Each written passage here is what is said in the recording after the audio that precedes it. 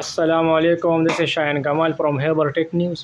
او دا زه دلته راغلی ما Xtream gaming shop ته دا په مردان کې دی کین پلازا کې او اسپندیار به مونږ سره د دې به مونږ سره نن د دې اپډیټس راکړي. السلام علیکم.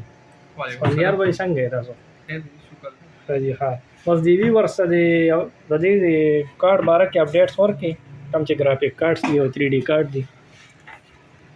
دا مونږ سره کوم کارت دی؟ دا 3060Ti کارت دی. ښه جی ها.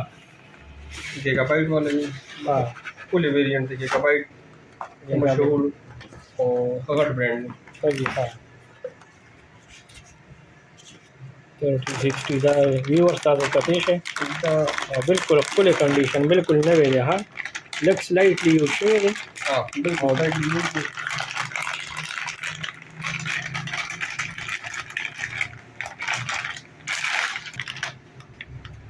جی دا 3060Ti کارت دی.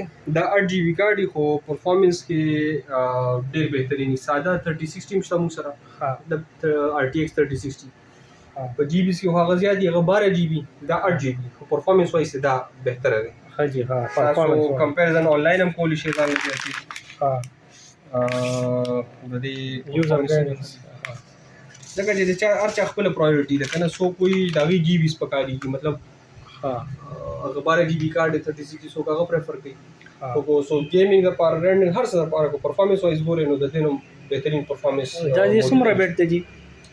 یا ایگزیکټلی خو مانه هیر دی میبي 192 بیت به یا 256 هغه تاسو آنلاین چک کولم شي. ځکه موږ سره کارډونه ډیر نو زه ټول په یاد نشم ساتلی.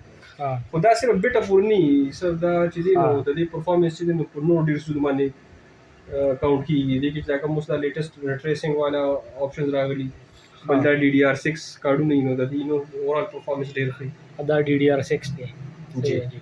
او د دې پرایز هم وایي ورسته یا جی آنلاین خو د دې چې تاسو نیو واخلئ نو ما کال نن سبا ما چې کوم لاست اپډیټس کتلی نو 1,35,40 دې پورې دا باکس پیک ملاویږي.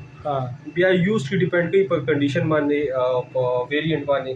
جی ها. د یوزډ کارډونو د 3060Ti ایوریج دی نو 1,15,000 1.10 کې دی شي. او لکه دغه ډیپینډ کوي کنډیشن باندې لکه دې سره څنګه فل باکس دی د کنډیشن تاسو کته شي نو مې بي تاسو له 115 نه سو کم درنه کی. بالکل. خو لکه موږ سره چې دا کارډ نو دا په 1,10,000 اویلیبل دی. 1,10,000 صحیح دی جی. علاوه کارډونه شته 3060 سمپل هم شته. RTX کې 3050 مشته. تاسو جی لګ راواله کنه دی ویورز ته خو تاسو ته فون. ښه جی ها.